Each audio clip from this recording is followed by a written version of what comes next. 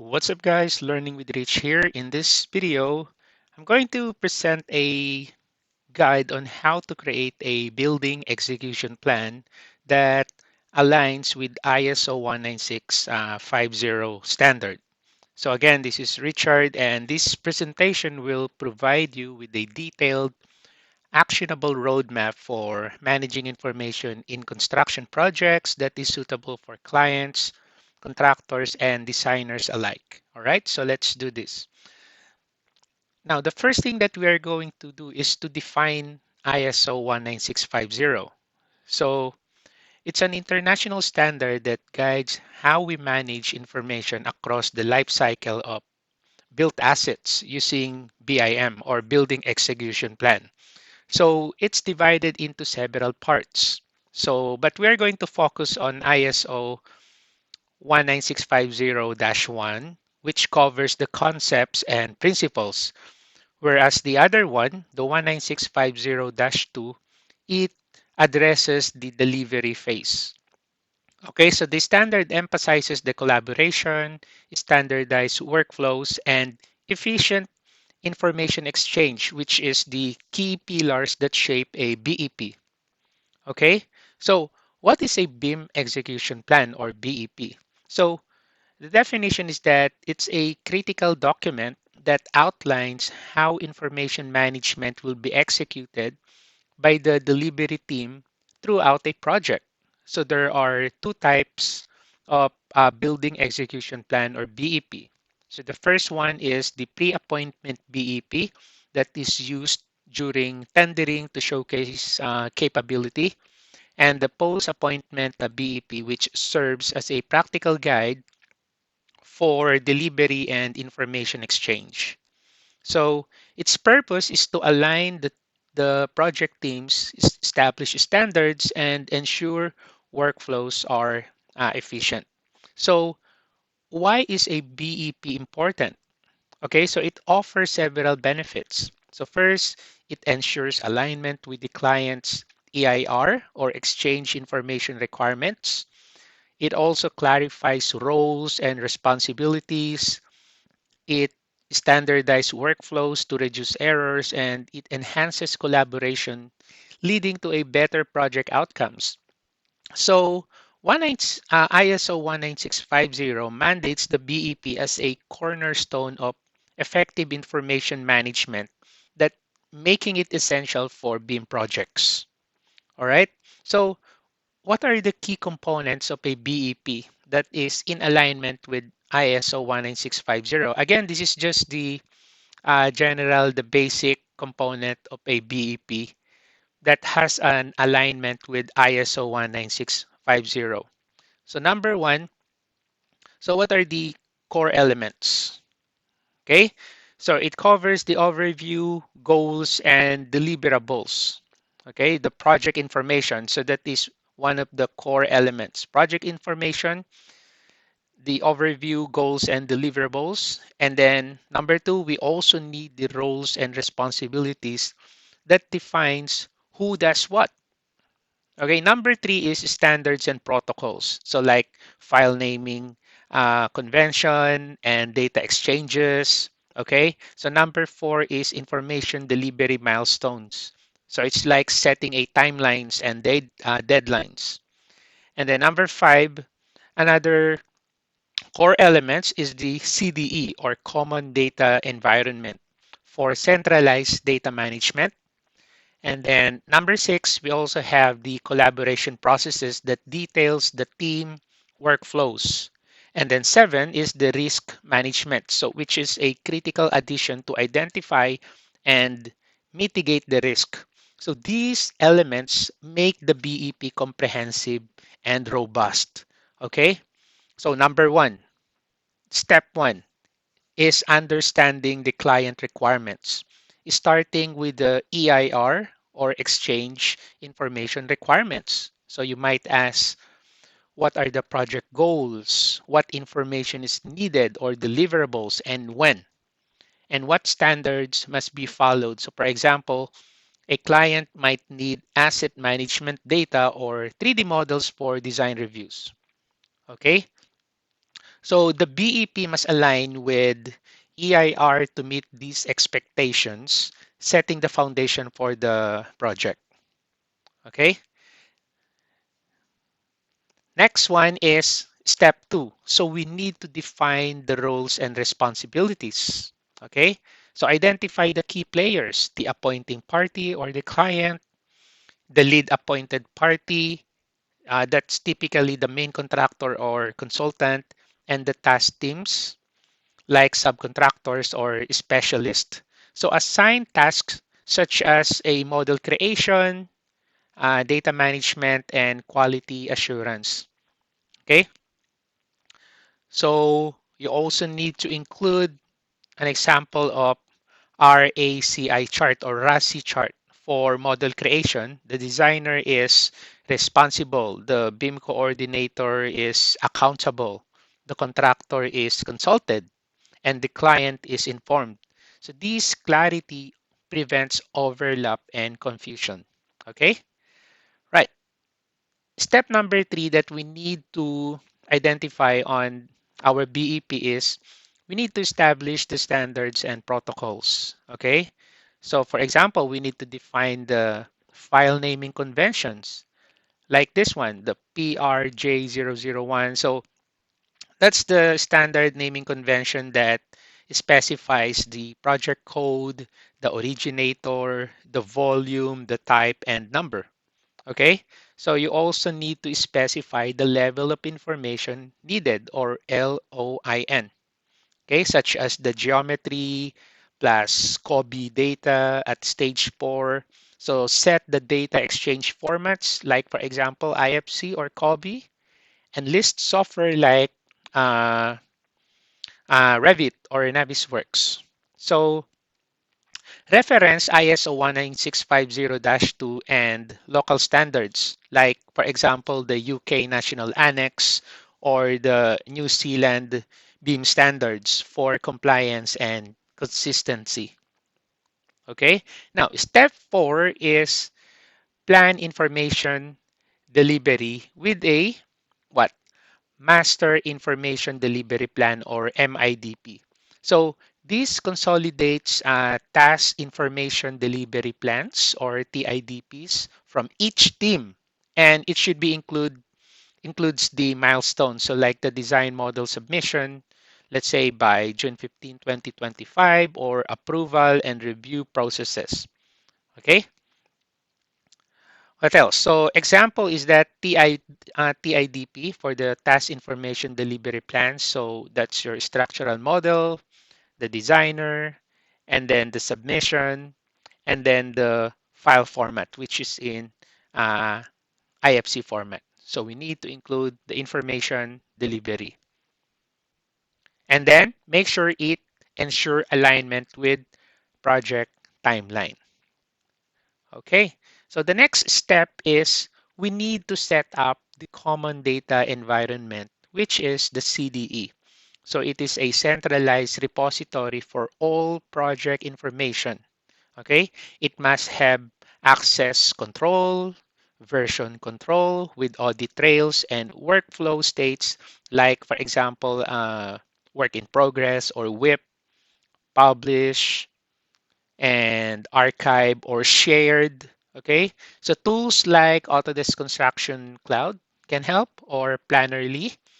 So so that's an example. So ACC. So here's a simple diagram showing the CDE workflow. So these are the, maybe you can create these folders inside your, for example, Autodesk Construction Cloud documents. So you have the work in progress, okay, and then to shared, and then publish, and finally archive, ensuring data is managed effectively.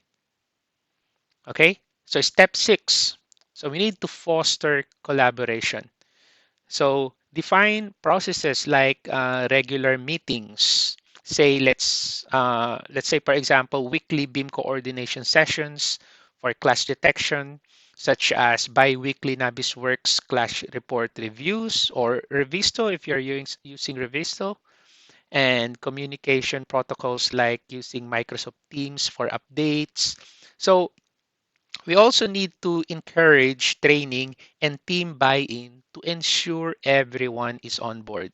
So tools like ACC and Microsoft Teams can enhance collaboration, keeping the project aligned and productive.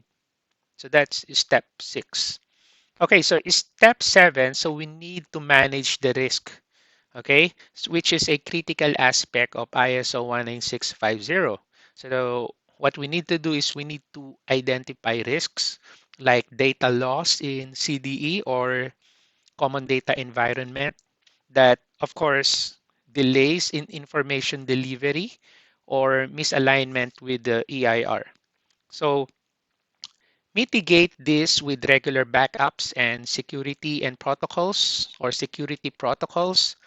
And we also need to have some contingency plans for delays and periodic EIR BEP alignment reviews.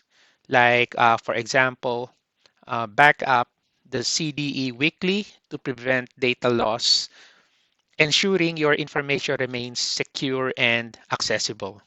Again, this is just the standard, so you can add more to this mitigating of risk or step 7. Same with the other steps, so you can still improve and add more data to that. Okay. The next step is we need to review and update the BEP because remember, or if you don't know, BEP is a living document that requires regular reviews. For pre-appointment BEP, update it based on tender feedback. So for the post-appointment BEP, so we need to adjust it as the project evolves. Okay? So for example, you might add a clash detection milestone after a design review. So we need to ensure stakeholder approval and maintain version control to keep the BEP current and effective. Okay. Now, there are some stakeholder specific guidance.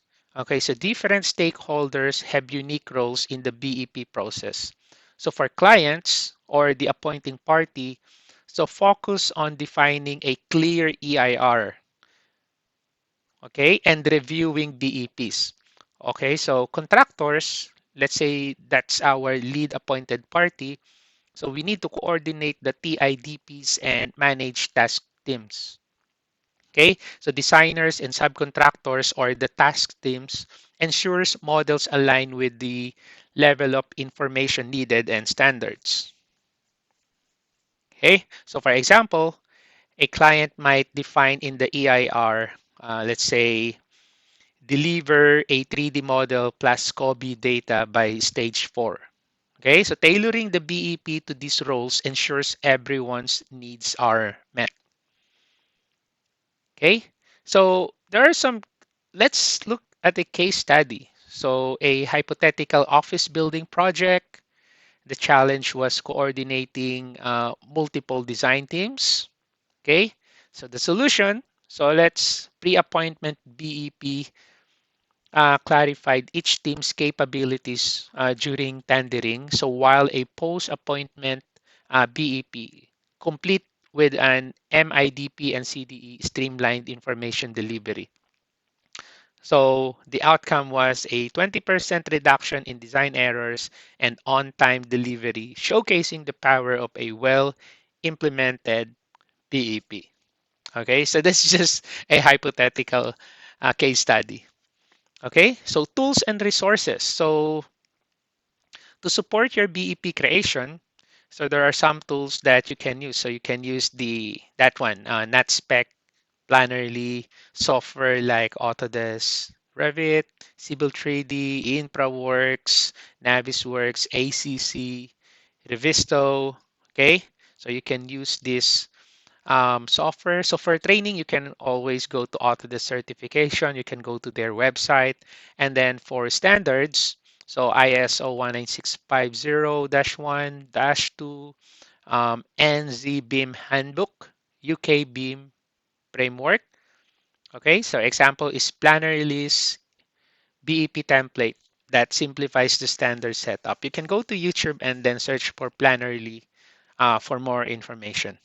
Okay, so basically, in conclusion, a BEP aligned with um, ISO 19650, so it ensures effective information management across your project. So by following these steps, understanding the requirements, defining the roles, setting standards, so planning delivery setup, a CDE, what else?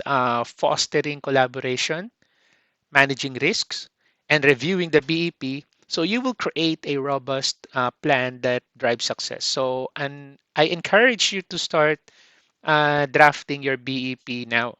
So that's it for this video. So I do have an example of BEP, which is this one here. So very simple. It's just the project is a vertical project. Horizon Office Tower that is aligned with 19650 version 1. So you need to put the date, put your name on it, be manager. So there's a lot of template that you can use online, but this is the information that I needed for now. And like what I have said earlier, BEP is a living document. Okay, so it evolves as the project moves on. So here I included the introduction, and then there's the project overview. So you need to specify the project name, location, client, the description, key deliverables. Make sure this is clear, project duration. Okay, so what else? Specify also the roles and responsibilities, the key stakeholders, and the RASI chart. Okay, responsibility matrix. All right, so again, these are just an imaginary um, workers. So the tasks are 3D model, clash detection, copy entry, CDE management, BEP updates. Again, you can add more tasks here. So this is just an example. And then you also have the standards and protocols. You need to put it under here. Okay. And you also have the file naming convention, level of information needed, okay? And what are the data exchange formats, software tools, standards, references, and then your information delivery milestone, okay? MIDP, review and approval process, okay? And then the CDE platform, workflow states. So it would be better if you can add like a chart here, workflow chart for a clearer uh, workflow. Okay, so security protocols, collaboration process, and regular meetings under the collaboration processes. Okay, so we also need to specify the clash detection, communication protocols, training, risk management, identified risk and mitigation. So again, example of that, this can evolve, so you can add more to it. Review and update process, example update, appendices, glossary, and some reference documents. Okay, so hopefully you learned something from this video. If you have any comments, questions, or suggestion, you can put it on the comment section below and I'll get back to you as soon as I can. Thank you for watching, guys. Have a nice day.